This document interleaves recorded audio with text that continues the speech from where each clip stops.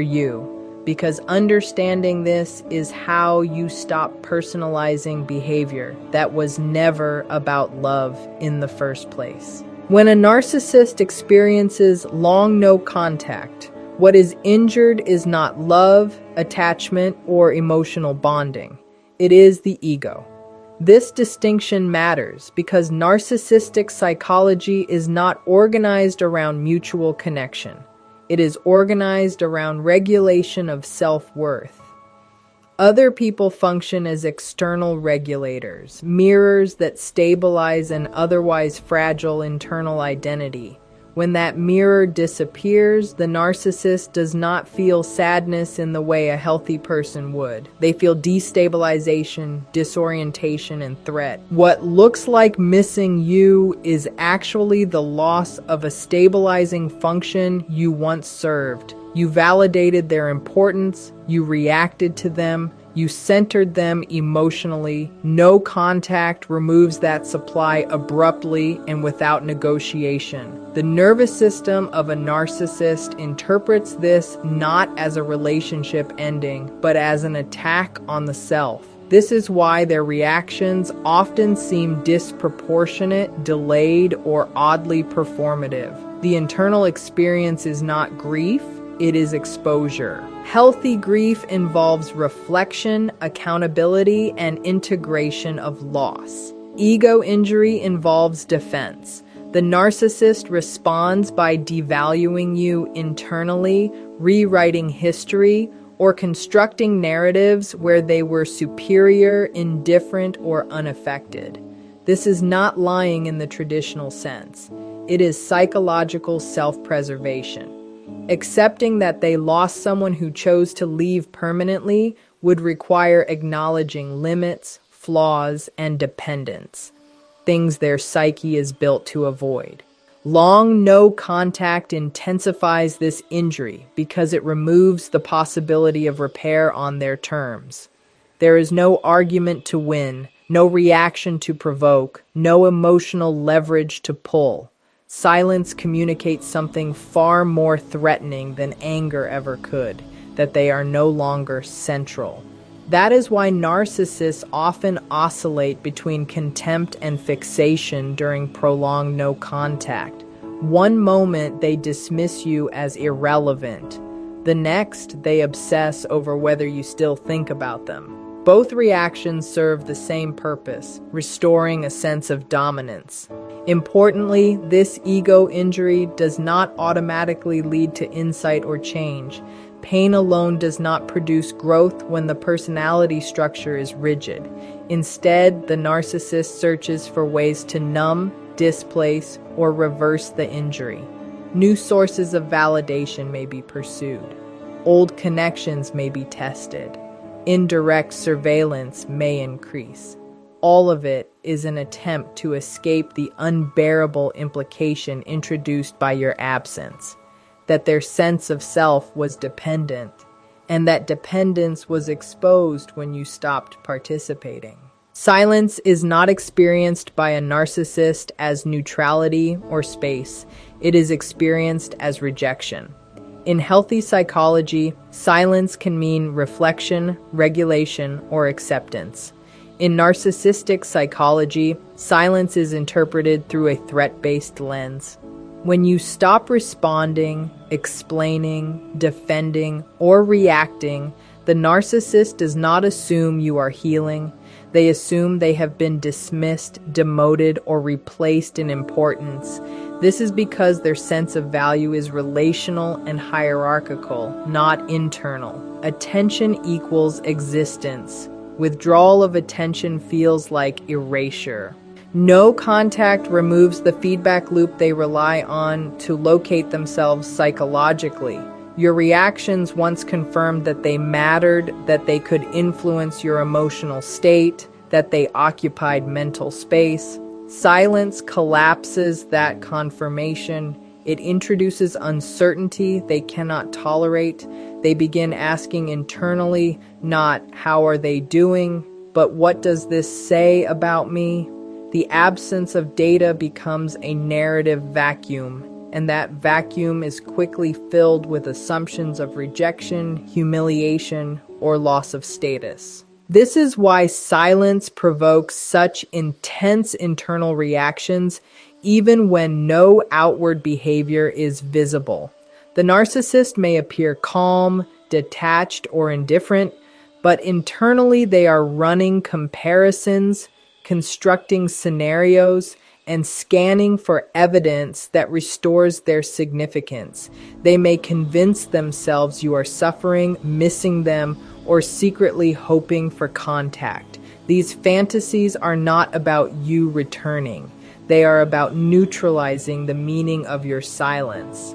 If your silence can be reframed as weakness, longing, or punishment rather than autonomy, the ego remains intact. Silence also removes their ability to control the narrative in real time.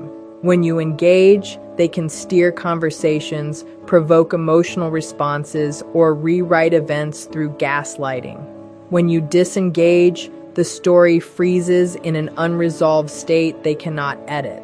This unresolved ending is experienced as rejection because it implies that you had the authority to end the interaction without their permission. That implication alone is deeply destabilizing. Importantly, they do not experience this rejection as sadness. It registers as shame, envy, and rage layered beneath defensive indifference. Silence communicates that they no longer have access, leverage, or priority. To a narcissistic structure, that message is not interpreted as "this person chose peace," but as "I have been deemed unnecessary," which is why silence often provokes delayed reactions, indirect monitoring, or sudden attempts to reassert presence rather than genuine reflection or remorse. After long no contact, narcissists often swing between two psychological extremes, a sense of superiority and a sense of collapse. This oscillation happens because their self-image is not stable or internally regulated. It depends on external validation to stay intact. When you are no longer present to provide that validation, the psyche scrambles to compensate, moving back and forth between grandiosity and emptiness. In moments of superiority, the narcissist convinces themselves that they are above you, beyond you, unaffected. They may internally frame themselves as having won, as being more desirable, more powerful, or more evolved. This grandiose posture is not confidence, it is a shield. It temporarily blocks the pain introduced by your absence.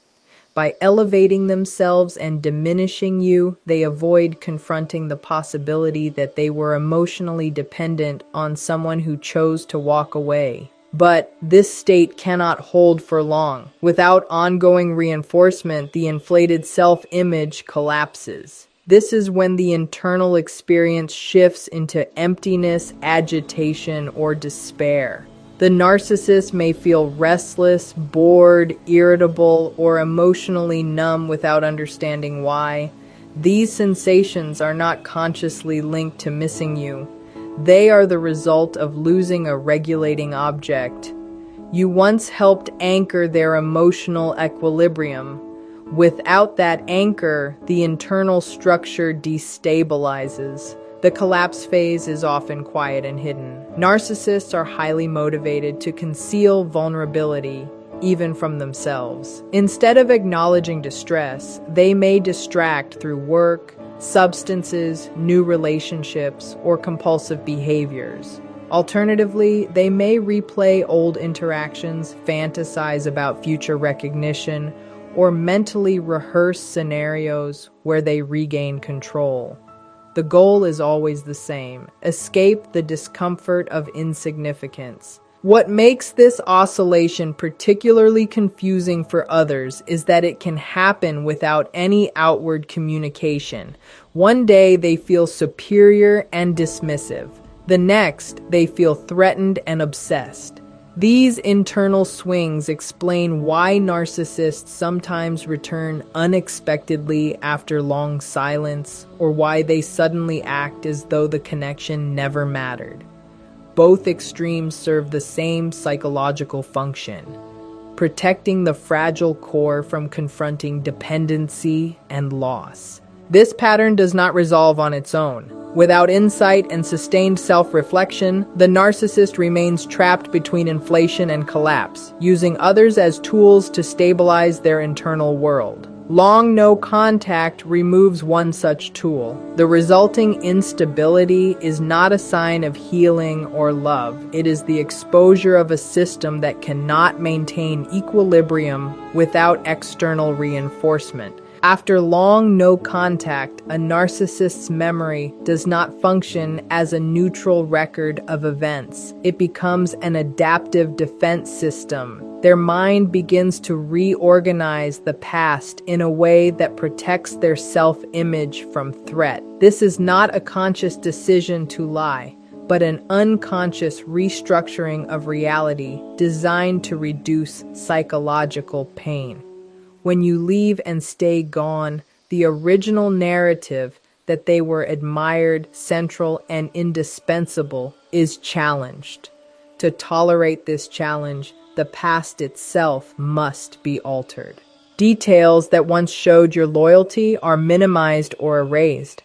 Moments where they depended on you are reframed as moments where you were too much, needy, or replaceable. Conflicts are reinterpreted so that they were always right, always restrained, always justified. Your boundaries become disrespect. Your withdrawal becomes cruelty. Your silence becomes manipulation.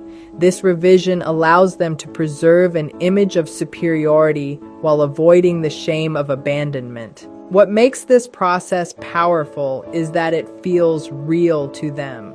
Emotional memory in narcissistic structures is state-dependent. When the ego is threatened, the mind selectively retrieves information that supports survival, not truth. They genuinely remember events differently, depending on whether they feel grandiose or diminished. This is why confronting them with facts rarely works. You are not arguing with deception.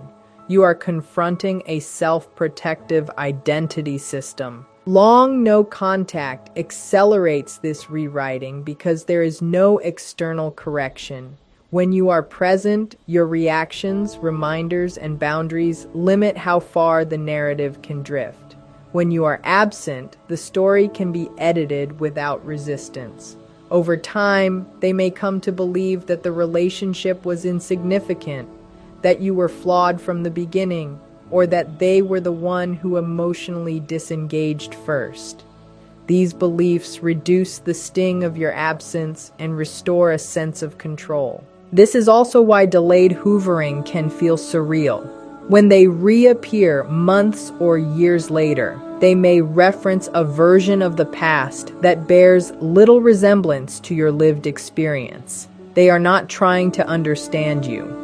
They are trying to reconcile their current emotional need with a memory that has already been reshaped to protect them. The rewritten past serves one purpose: to ensure that no matter how the relationship ended, their self-image remains intact and unchallenged. Delayed hoovering is common after long no contact because narcissistic attachment does not follow emotional timelines, it follows ego regulation cycles. When contact first ends, the narcissist may appear unaffected or may quickly replace you with new sources of attention. This creates the illusion that you are forgotten.